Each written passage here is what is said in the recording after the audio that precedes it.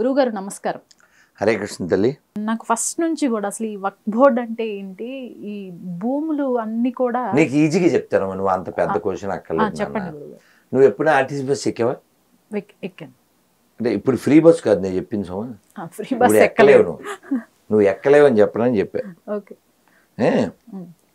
పూర్వం అంటే మేము చిన్నప్పటి నుంచి మరి ఎర్ర బస్ ఎక్కిన వాళ్ళమే కదా. అంటే ఎక్కినప్పుడు ఫుల్ క్రౌడ్ ఉందనుకో, ముందు ఎక్కకుండా ఏం చేస్తాను తెలుసా, ఆ టైర్ మీద కాలు వేసి ఆ రాడు పట్టుకుని కర్చీఫ్ వేసేస్తాం. అందరూ చేసిన పని అది. ముందు కర్చీఫ్ వేసేసి ఆ తర్వాత వచ్చి కూర్చుంటాం. సో ఒకడు ఏం చేశాడంటే, జోక్ ఇది కార్టూన్, ఒకడు ఏం చేశాడంటే పెద్ద దుప్పడ తెచ్చాడు, బస్సు పైన ఇచ్చాడు. అదే ఒక బోర్డు, అదే ఒక బోర్డు అండి, అంతే, అంత మించి ఇంకేమీ లేదు. మీకు ఇంకా బాగా చెప్పాలంటే అది ఏదో సినిమా మరి నాకు తెలీదు. ఒక డాక్టర్ దగ్గరికి వచ్చి ఆ వెళ్ళను, నాకు ఈ మధ్య బాగోలేదు, చాలా బాగుంది, అది చాలా బాగా తీశాడు, అది ఎలాగేవి చెయ్యి అన్నాడు. చూశాడు, నాకు ఏదైనా ఒకటి చూస్తే మనసు పాడైపోతుంది, మీకు ఆ కళ్యాణ మండపం తెలుసా అన్నాడు. తెలుసు, దానికి ఎదురుగా ఒక రెడ్ బంగ్లా ఉంది తెలుసా? తెలుసు. అది నాకు వస్తే కానీ మనశ్శాంతి లేదన్నాడు. అది నాదే సార్ అంటే ఆ డాక్టర్ పేక పట్టుకుంటాడు. నీకు మనశ్శాంతి కావాలా, బంగ్లా కావాలా అంటాడు. నీ భార్య బిడ్డలు కావాలా, బంగ్లా కావాలా అంటాడు. సార్ 20 ఏళ్ళు కష్టపడి కట్టుకున్నాను సార్, చూడు నా మనసు ఇక్కడే పాడైపోద్ది అంటాడు.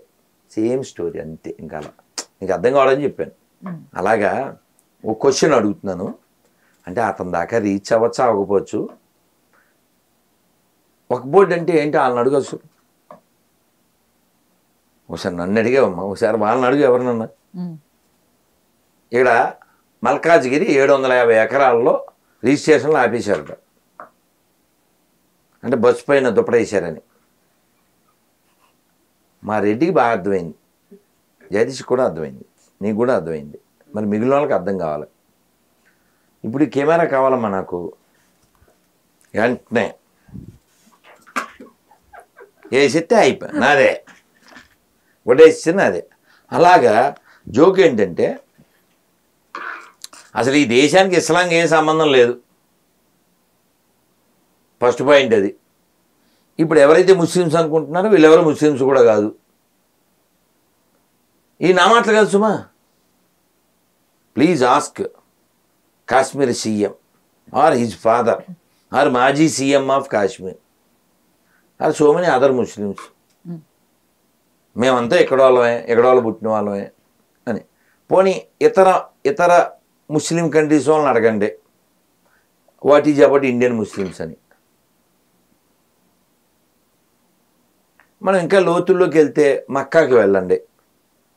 మక్కాలో స్పర్శ దర్శనం మనం శ్రీశైలంలో ఏం చేసి స్పర్శ దర్శనం చేసుకుంటాం కదా, సేమ్ అదే స్పర్శ దర్శనం. అక్కడ 7 ప్రదక్షిణలో పైన పానవట్టం, తెల్ల బట్టలో గుండు కొట్టుకోవడం.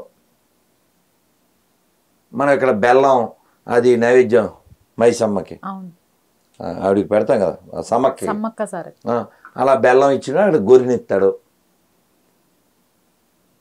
మీకు కావాలంటే ఎవిడెన్స్లు బోల్డ్ ఉన్నాయి.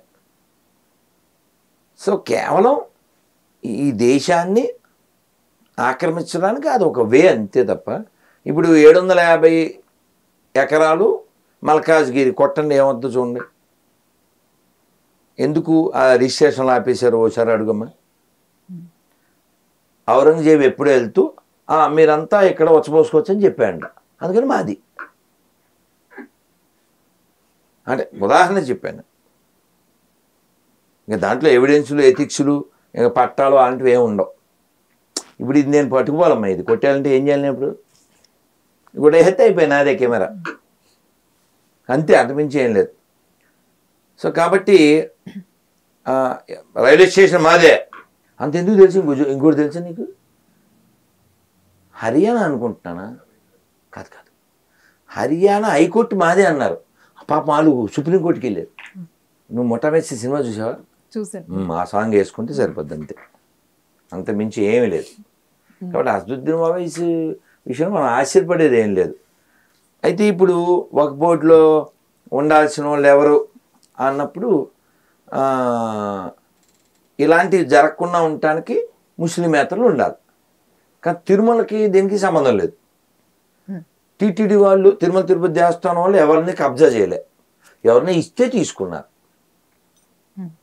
వక్ఫ్ అలా కాదుగా, అది కూడా మళ్ళీ అసదుద్దీన్ ఓవైసీ మాటలోనే సుమా, నా సొంతం కాదు, మళ్ళీ ఆయన మాటలే పెట్టండి వీడియో చేసినప్పుడు ఎడిటింగ్.